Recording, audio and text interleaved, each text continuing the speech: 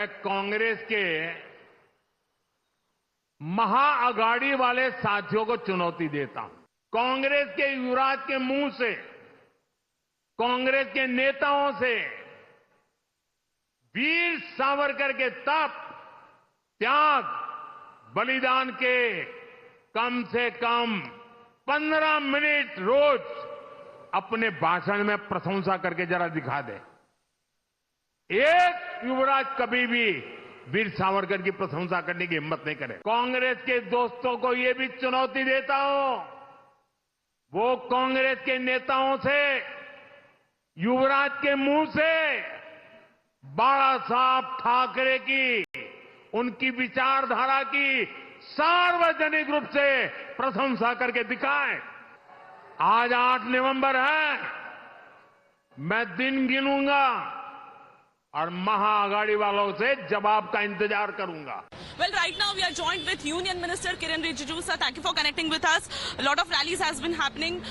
Today, Prime Minister Narendra Modi was also in Maharashtra. He has given a nara of "एक है तो safe है." क्या कहना चाहिए? तो प्रधानमंत्री जी ने सही तो कहा है। हाँ। प्रधानमंत्री जी ने जो कहा है उसको सब मानते हुए देश के लोग एकजुट होकर के चलेंगे तो देश मजबूत होगा। तो एक है तो सेफ है, पीएम साहब ने बहुत अच्छा बोला। Now, with a few days left for the Maharashtra election, there is no end to war of words between MVA and Mahayuti leaders. Now, the fresh attack has come from BJP's Union Minister Narayan Rane, who's said that that if Balasaheb Thackeray was alive today, he would have shot Uddhav Thackeray. He further added that Uddhav's behavior was not in line with the dignity of Thackeray family. Meanwhile, another attack has come from NCP SP MLA Rohit Pawar. He has branded Deputy Chief Minister of Maharashtra Devendra Fadnavis General Dyer. Listen in to the war of words that is taking place in Maharashtra just ahead of the elections.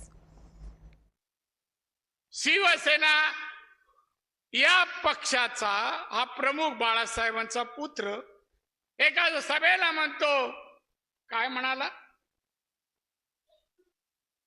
अहो सोसायटीमध्ये तुम्हाला जर परवानगी द्यायची असेल, बकरी ईदला द्यायची नसेल तर कंदीला दिवाळीची उतरवा.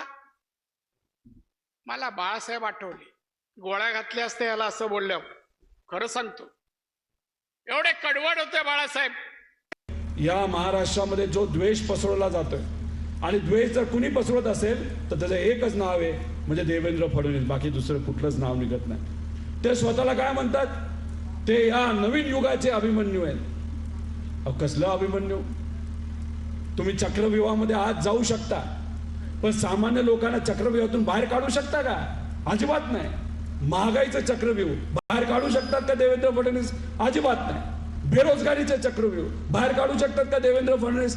अजिबात नाही. जी काय बेरोजगारी असेल, जी काय महिलांवर अत्याचार होत आहेत, महिलांची असुरक्षितता आहे, नाही तर आज जे काय या महाराष्ट्रामध्ये मोठ्या प्रमाणात प्रशासन असेल जे अकार्यन्वित आहे, याच्यातून तुम्ही लोकांना बाहेर काढू शकता का? नाही काढू शकेल. तर देवेंद्र फडणवीस साहेब, तुम्ही या नवीन युगाचे अभिमन्यू मात्र नाही, पण तुम्ही नक्कीच या नवीन युगाचे जनरल डायर आहात. Well, for more on this, I'm joined by my colleague Atul, who will give us more details. Atul, हम देख रहे हैं कि प्राइम मिनिस्टर ने स्पॉटलाइट राहुल गांधी पे अब डाल दी है, पूछा है और चैलेंज किया है. क्या वो प्रेज करेंगे सावरकर की? इस बारे में अगर आप और हमें डिटेल दे पाए कि कांग्रेस का इस चीज पे क्या रिएक्शन आया है. जी देखिए, महाराष्ट्र में जब भी सावरकर की बात होती है, कांग्रेस कहीं ना कहीं एक पसुपेश में फंस जाती है, जहां महाराष्ट्र के कांग्रेस के नेता सावरकर की कहीं ना कहीं दबे जबान में सम्मान करने की बात करते हैं, उनको प्रेस करने की बात करते हैं. वहीं राहुल हमेशा से ही सावरकर को लेकर काफी ज्यादा उनके जो स्टेटमेंट्स रहे हैं, कमेंट्स रहे हैं, काफी ज्यादा तल्ख रहे हैं. उन्होंने हमेशा से ही आलोचना की है सावरकर की. तो एक तरह से अगर चुनावी जो रण अब शुरू हो चुका है महाराष्ट्र में, अब कुछ ही दिनों में वोटिंग होने वाली है, मुश्किल से अब 8 से 10 दिन का ही समय बचा हुआ है. तो ऐसे में कांग्रेस के लिए अब काफी बड़ा ये एक एम्बैरेसमेंट वाला मोमेंट होगा क्योंकि खुला जो चैलेंज प्रधानमंत्री की तरफ से दिया गया है, ऐसे में आप देखना होगा राहुल गांधी का क्या स्टैंड होता है और महाराष्ट्र कांग्रेस का इसके प्रति क्या स्टैंड रहता है, क्योंकि हमेशा से कांग्रेस जब भी सावरकर का नाम होता है तो सामने आता है। और चूंकि अब इलेक्शन है, काफी क्लोज फाइट इस समय देखी जा रही है महाविकास अघाड़ी और महायुति में, तो ऐसे में अब कांग्रेस किस तरीके से इस सिचुएशन को हैंडल करती है इस पर नजर रखनी होगी, क्योंकि कहीं ना कहीं कांग्रेस के लिए दोनों चीजें हैं। अगर वो सावरकर की प्रेस करते हैं, महाराष्ट्र कांग्रेस अगर उनकी तारीफ करती है, तो कहीं ना कहीं उनके सर्वोच्च जो नेता है राहुल गांधी, उनके लिए एम्बैरेसमेंट होगा। और कहीं अगर वो राहुल गांधी के ही जो है लाइन पर चलेंगे और सावरकर की जो है उसी तरीके से अपमान करेंगे या जो है उनके खिलाफ तल्ख टिप्पणियां करेंगे, तो कहीं ना कहीं जो सेंटिमेंट मराठी लोगों का सेंटिमेंट जुड़ा हुआ है वीर सावरकर के साथ, महाराष्ट्र में चूंकि एक बहुत बड़े स्वतंत्रता सेनानी के तौर पे जाने जाते हैं, वीर सावरकर का बहुत ज्यादा सम्मान मराठी लोग करते हैं। तो ऐसे में अगर कांग्रेस के जो महाराष्ट्र के नेता हैं अगर सावरकर के खिलाफ कुछ बोलेंगे, तो कहीं ना कहीं उसका असर उनके वोट बैंक पर भी पड़ेगा, वोट पर भी पड़ेगा, और लोगों के सेंटिमेंट्स अगर हर्ट होंगे